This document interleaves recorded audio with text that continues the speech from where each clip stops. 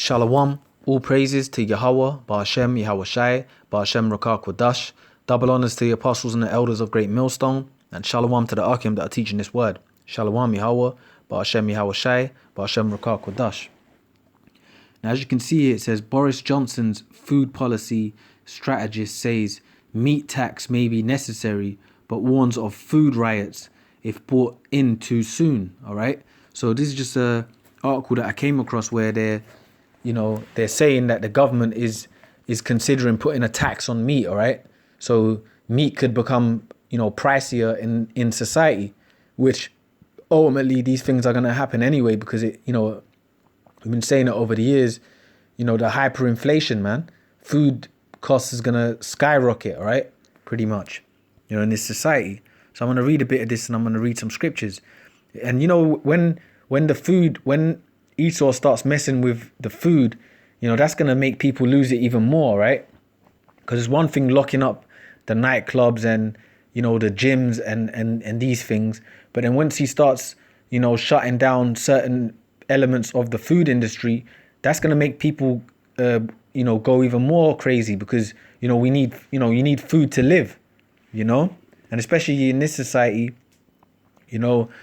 it's in the so-called Western world, it's easy to get, the foods that you like pretty much. So when Esau starts shutting it down, the things that you're used to, you're going to have to get used to a new normal in this society, man, because, he's going to start locking these things down, man. All right. So it says after the UK's government climate change advisors urged it to implement policy to reduce meat and dairy. All right. Which is what? Milk and, meat products, man. All right. Consumption. Boris Johnson, which is one of the main things that, we consume within this society, man, is, dairy products and meat, man. They're some of the biggest things. All right. Consumption. Boris Johnson's hand-picked food strategy planner reportedly says a meat tax may be necessary in the future. Restaurateur Henry Dimbleby, chosen to lead Downing Street's National Food Strategy Formulation Body, believes that a levy on processed meat staples like burgers, steaks, ham, sausages, and chicken nuggets could be needed in order to tackle climate change, according to the media reports. However, Dimbleby is expected to tell the Prime Minister not to introduce any such tax in the short term because of the potential unrest it could lead to during the pandemic, according to The Sun. Citing unnamed sources familiar with a draft document due to be released next month, the paper noted that ministers fear street protests over food prices similar to those conducted by the Gilets Jaunes Yellow Vest movement in France in recent years. All right. It says the sources also reportedly said the documents were still a work in progress, but did not dispute that it would recommend making some meats pricier.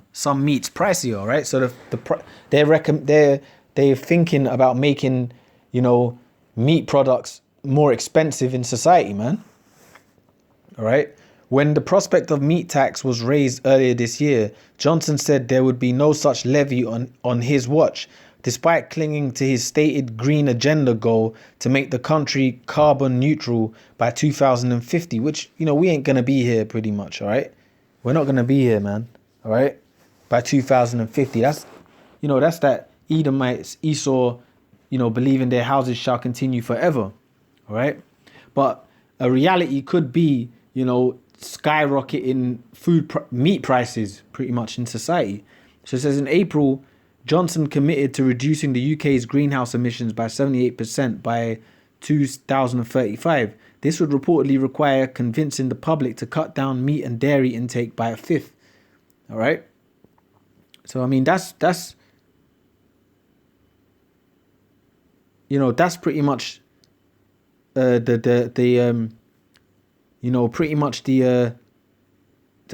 says others agreed that meat consumption should be reduced in general since the kind most people eat is pumped full of hormones. Describing the British diet as poor, one person said that besides reducing meat, there was a need to differentiate between different systems of production. I mean, that's pretty much it. Pretty much Esau's saying that they could basically increase the price of meats. All right. But then it went to even tell you in this article that most of the stuff we get anyway is pumped full of hormones, man. So they're letting you know that also, man. But you know, in this society, we're so addicted to the things, to the meat of this society, which is pumped full of these hormones. Hey, when Esau starts cutting back on it, that's gonna make people lose it. It's like drugs, man. You know, when someone can't get their fix of drugs, they'll do anything to get it, man. They'll lose it, man. Which is what's getting ready to happen in this society, man. When Esau locks down on these dainties, you know, or increases the price of it where you can't pay to get it, people are gonna lose it, man. This is Matthew 24:12. It says, and because iniquity shall abound, the love of many shall wax cold. All right. So that's what's happening in this society. Iniquity is abounding more and more, you know, in this society, man. All right. And because of that, what did the Lord say? It said, the love of many shall wax cold. Yeah, and the love of many people shall wax cold in society, man. All right. So then they're just, you know, people going to be robbing each other's houses. We've been saying this for years. I'm going to read that in Esdras. People are going to be breaking in each other's houses for the lack of bread. You know, when people start going fighting each other over the food, you know, that's when the beast is going to come out of people, man. We've been saying that for years because they're going to need to feed their families. You know, they're going to need to, you know, feed themselves, man. There's going to be a siege on these things in society, man. You know, the Burger Kings, the McDonald's, the KFC. When Esau starts shutting all that down, it's going to make people lose it because now it's easily accessible. All right. So it says, and because iniquity shall abound, the love of many shall wax cold. But he that shall endure until the end, the same shall be saved. That's right. And he that endures till the end of what? The end of this world, man. Endure to the end of this society. You know, the same shall be saved, man. All right. So yeah, that's pretty much it, man. So that's us, the brothers in this faith. We're enduring with all these things so that in the end we may be delivered from the tribulation to come, man. All right.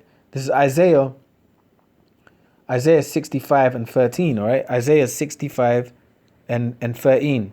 It says, Isaiah 65 and 13. Therefore, thus saith the Lord power, behold, my servant shall eat, but ye shall be hungry.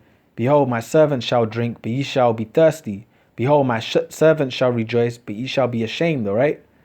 All right. And this is the, you know, the 2/3 in this society, man. See, when all hell breaks loose, we're going to eat, man. The brothers in this faith, the Lord somehow, some way is going to make it where we're going to be able to eat, man.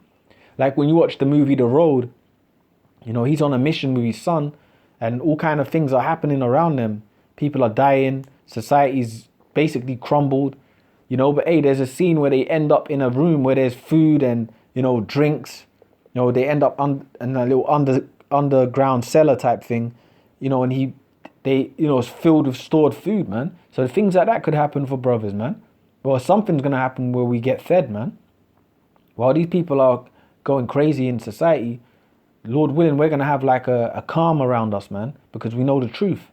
So it says, I'll read it again, Isaiah 65 and 13. Therefore, thus saith the Lord power, behold, my servant shall eat, but ye shall be hungry. Behold, my servant shall drink, but ye shall be thirsty. Behold, my servant shall rejoice, but ye shall be ashamed. All right. That's right, man, because 2/3 of our people have trusted in Esau, man. The world trusts in the so-called white man. That's their God. So if he says they're not going to be able to eat, they won't eat, man. If he says they can eat, they'll eat. But we're waiting for the Lord. When society crumbles, the Lord somehow is going to feed his believers, man. So it says, behold, my servant shall sing for joy of heart, but ye shall cry for sorrow of heart, and shall howl for vexation of spirit. And ye shall leave. That's pretty much it, pretty much. We're going to sing for joy of heart in the end, man. All right, but the world is going to be in a sorrowful case, man. Just like now we're in the mourning because we're in this truth, you know, we're in this hell, and the world is rejoicing. When we're rejoicing, these people are going to mourn, man. And it's starting for them already. You know, things are getting shut down around these people's eyes and their mourning's beginning. But for us in the truth, you know, we've been expecting these things to happen, man. All right. So this is 2nd Esdras 15 and 16. Second Ezra 15 and 16. Second Ezra 15 and 16 says, "For there shall be sedition among men, and invading one another. They shall not regard their kings nor princes, and the course of their actions shall stand in their power." And this is what's happening now, sedition among men. All right? Hey, oh, the point, not the sedition among men part, but the part that says they shall not regard their kings nor princes. Hey, there's a video that's circulating where a prime minister of Britain, whether they set it up or not, but, he's being dragged around by these youths, and they're taking pictures of him and stuff. A prime minister that was just walking on the street. I believe his name was Chris Whitty, Health Secretary of Britain. He was walking on the street and these two young guys were grabbing him up and filming him. They didn't care that he was a prime minister. Whether they set that up or not, we don't know. But that's in the scriptures. The people eventually ain't gonna regard their rulers, man. Their so-called puppet rulers that they see every day. They're not gonna regard them. So it says, "For there shall be sedition among men, and invading one another. They shall not regard their kings nor princes, and the course of their actions shall stand in their power. A man shall desire to go into a city and shall not be able. For because of their pride, the city shall be troubled, the houses shall be destroyed, and men shall be afraid." And that's happening, man. It's gonna happen, and it's already happening. All right, these cities are being closed down and judged by the Lord because of the pride, man. The pride of these people. All right, the city shall be destroyed, and men shall be afraid. And yeah, all these so-called mighty men of this society, they're gonna be afraid, man. All these steroid-filled gym guys, they're gonna be, they got massive muscles, but pea brains, man. They're going to be scared to shit when these things happen, man. All right. So it says, "A man shall have no pity upon his neighbor, but shall destroy their houses with the sword and spoil their goods because of the lack of bread and for great tribulation." And that's the thing that I wanted to really read right there. People ain't going to have pity upon each other when food prices rise up. You can't afford to buy food, and you can't get your hands on food. People gonna raid each other's houses. What does it say? It says, "A man shall have no pity upon his neighbor, but shall destroy their houses with the sword and spoil their goods because of the lack of bread and for great tribulation." And that's what's getting ready to happen. People are gonna spoil each other in this society because of the lack of bread, man, and great tribulation that's getting ready to happen, man. The love of people was waxing cold, and this is gonna happen when Esau brings that inflation of food and you can't get your hands on food. People are gonna, break into each other's houses to look for things, man. Put each other to death for the lack of bread. Bread is